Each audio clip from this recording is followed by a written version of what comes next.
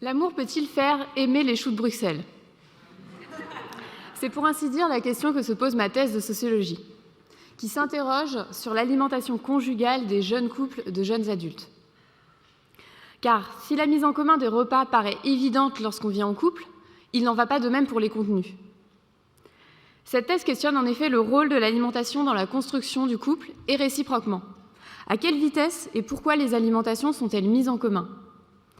Comment se décide qui va prendre en charge les différentes tâches alimentaires domestiques, par exemple les courses ou la cuisine?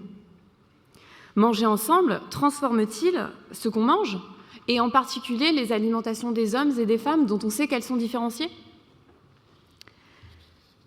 Ces questions sont d'abord pertinentes parce qu'agir sur les comportements nutritionnels n'est pas possible sans tenir compte de l'influence de l'entourage sur les personnes et sur leurs alimentations.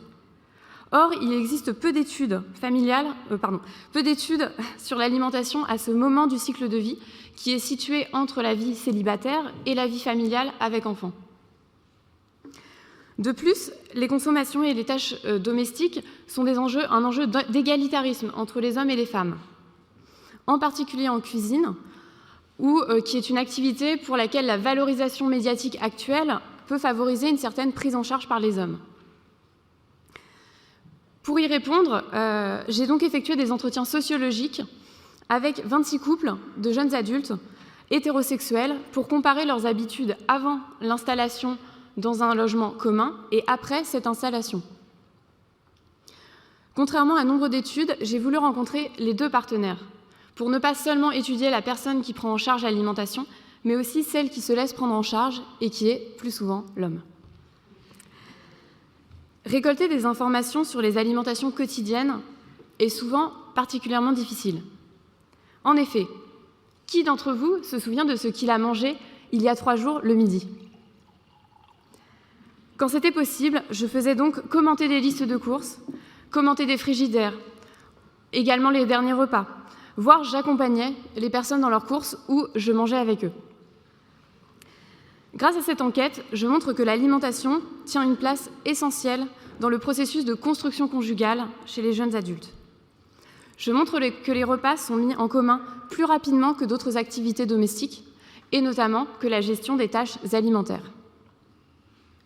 Je constate aussi que, malgré le développement d'un idéal égalitaire, la cohabitation rapproche les consommations des hommes et des femmes, mais avec des spécialisations dans les préoccupations.